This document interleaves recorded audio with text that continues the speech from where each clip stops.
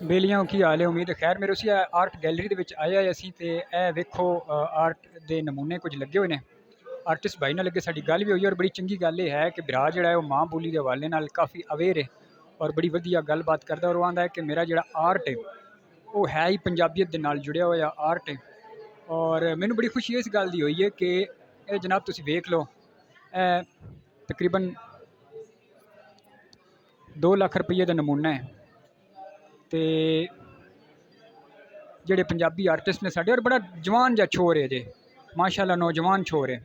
ਤੇ ਇਹ ਤੁਸੀਂ ਵੇਖ ਲਓ 1,75,000 ਤੇ ਇੰਜ ਹੀ ਬਾਕੀ ਜਿਹੜੇ ਹਨ।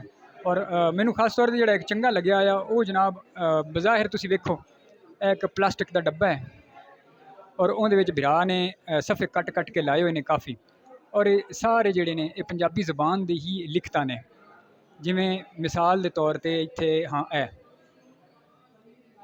ਕੋਠੇ ਦਾਰੂ ਆਵੀਂ ਆਵੇਂ ਆ ਦੁਖੀਏ ਤੂੰ ਮੈਂ ਸਦਕੇ ਮਾਂ ਦੁੱਖ।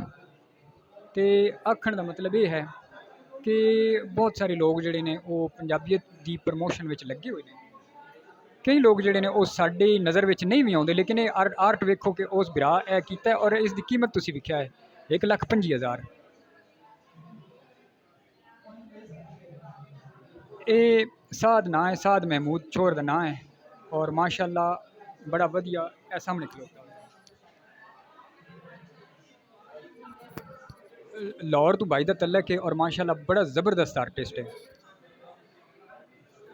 सारे इहदे जेहड़े इत्थे वेखण आए ने आर्ट गैलरी दे विच और लोग बड़ी दिलचस्पी लेंदे पे ने, फॉरनर ने अक्सर सूफीज़म के नाल जेहड़े लोग तलक रखते हैं, थोड़ा लगाव रखते हैं, वो खास तौर पर इस दे आर्ट नूं खरीदना चाह रहे हैं। ये जेहड़े नमूने लगे ने